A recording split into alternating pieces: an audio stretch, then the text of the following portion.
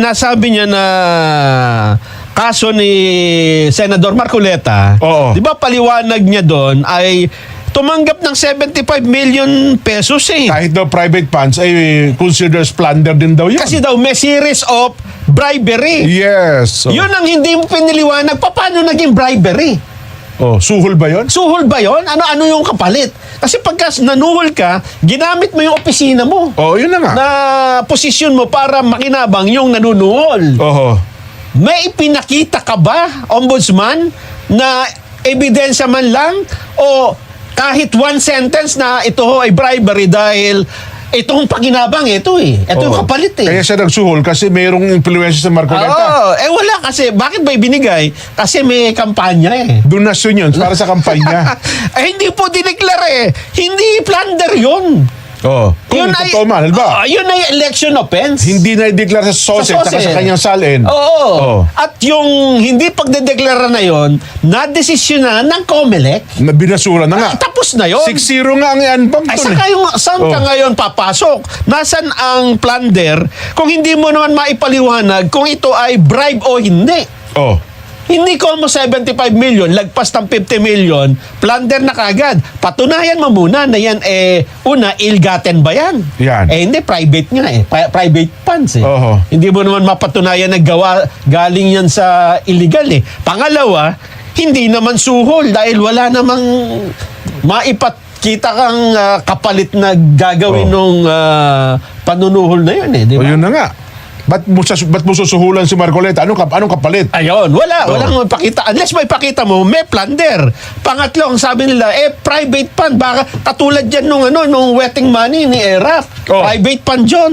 Mga kababayan, ang wetting money, unang-una, ill-gotten ngayon. Oh. Bakit ba nagbibigay ng wetting money? Una, illegal gambling. Yes. Bakit kay ERAP naging plunder? Kasi protection yun para wag silang hulihin Oh. doon sa illegal wetting operation. Nung siya ay Pangulo pa ng bansa. Ito ano ang ipapakita mo? O pondo, halimbawa, pera ni Mike Defensor. Ano ang noon? Anong pakinabang ni Mike Defensor? Anong pakinabang ni Mike Defensor doon sa mismong pagbibigay na yon? Oho. Kung hindi mo pa mapalitaw yan, gawa-gawa lang yung kaso. Pilit na pilit. Pinilit nyo lang para Pinipilit. maikulong si Marcoleta at huwag makadalo sa mga hearing. Ayun. At huwag maimbestigahan ng flood control. Oho. Yan po ang malinaw na malinaw dyan, mga kababayan. Ombudsman, bakit yung mga abogadong magagaling, ikaw, Clavano, bata ka pa eh. Marami ka pang kare, pero sinayang mo kasi biruin mo sa isa siguro dyan, baka mga Oh. first year law student lang. Maintindihan. Ay, yung alam mga na, hindi no? pa nakakapasa ng bar, maintindihan nito, pwede makipagdebate sa'yo tungkol dito eh. Totoo. Pero ikaw, karir ka na, nasa ombudsman ka na, Dapat sinabi niya, boss, ba't hindi ikaw ang harap? Ba't ako, yan nga. ako spokesperson. Ay ngayon, ikaw ngayon ang napagtutuunan kasi ikaw ang nagpaliwanag. Oo. Ang tanong, nasaan ang bribery element para mapatunayan mo na merong corruption dyan? Oho. Hindi basta pera, binigyan ka, plunder agad dahil lumagpas ng 50 million. Totoo. Patutunayan mo muna na una, ill-gotten wealth ba yan? Pangalawa, yan ba ay galing sa kaban ng gobyerno na kinuha mo ng walang ng legal na basihan? Parehong hindi eh. Ay, parehong hindi. Pangatlo, yan ba ay suhol? Ba't mo susuhulan si Marcoleta? Number 32. Tapos wala nang kapangyarihan sa Kongreso. At saka pinapayagan talaga ng batas na magbigay ka ng donasyon. Yes. Kapag ka may eleksyon, binigay yung donasyon para gamitin sa kampanya. Pinapayagan po yan ng batas. Nasaan doon ang kaso? Clavano. Di ba? Tignan mo, napahiya ka. Ako hindi abogado, ikaw abogado. Pero hindi mo mapangatiwiranan kasi nga mali. Hindi ba? Mabigat ang laban nito. Mabigat. Mabigat yan. Yan ang problema kapag Ipipilit talaga eh. pinipilit mo ang Pinipilit. kaso na wala namang kabase-basihan. Oho. Kahit siguro barbero.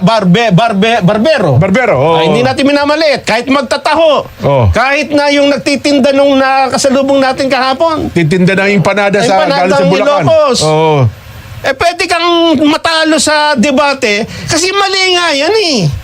Hindi ba? Basta maipilit lang. Maipilit lang. Maipilit lang talaga. Kaya ngayon yung mga tao nagngingit-ngit sa inyo.